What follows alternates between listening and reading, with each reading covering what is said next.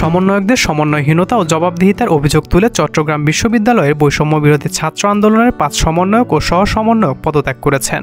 সাংবাদিক সমিতির কার্যালয়ে অনুষ্ঠিত এক সংবাদ সম্মেলনে তারা আনুষ্ঠানিক পদত্যাগ ঘোষণা করেছেন।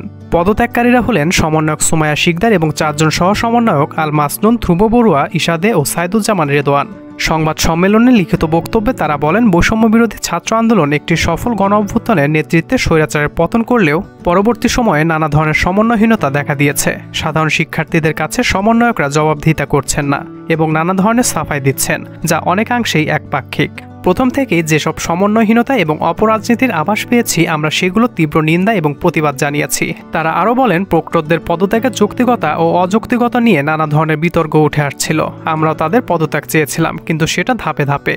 ক্যাম্পাসে শিক্ষার্থীদের আগমন, তাদের নিরাপত্তা নিশ্চিতকরণ এবং সব ধরনের লেজুরবৃত্তি ও দখলদারি দলীয় রাজনীতি নিষিদ্ধকরণের ব্যবস্থা করে যেন ভিসি পদত্যাগ করেন। কিন্তু কোনো মতামতকে যাচাই বাছাই না করে সমন্বয়করা ক্যাম্পাসের ভবিষ্যৎ নির্ধারিত করে ফেলেন।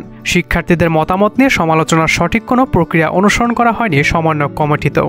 আন্দোলনের সময় চট্টগ্রাম বিশ্ববিদ্যালয়ের সমন্বয়ক সংখ্যা ছিল ২২ জন, কিন্তু পরবর্তী সময়ে ৫ আগস্ট সমন্বয়ের সংখ্যা দাঁড়ায় ৩০ জন। নতুন যে কজন কমিটিতে যুক্ত হয়েছেন তাদের বিষয় নিয়েও মূল সমন্বয়করা কোনো সিদ্ধান্তে আসতে পারেননি। এসব ঘটনা থেকেই আমাদের মনে স্বাভাবিকভাবেই প্রশ্নের জন্ম দেয়। ক্যাম্পাস সংস্কারের কাজে শিক্ষার্থীদের অংশগ্রহণ নিশ্চিতে তারা তৎপর নন। প্রক্টরদের পদত্যাগ না করে শিক্ষার্থীদের হলে ওঠানোর ব্যাপারে আরও ভালো সিদ্ধান্ত তারা নিতে পারতেন।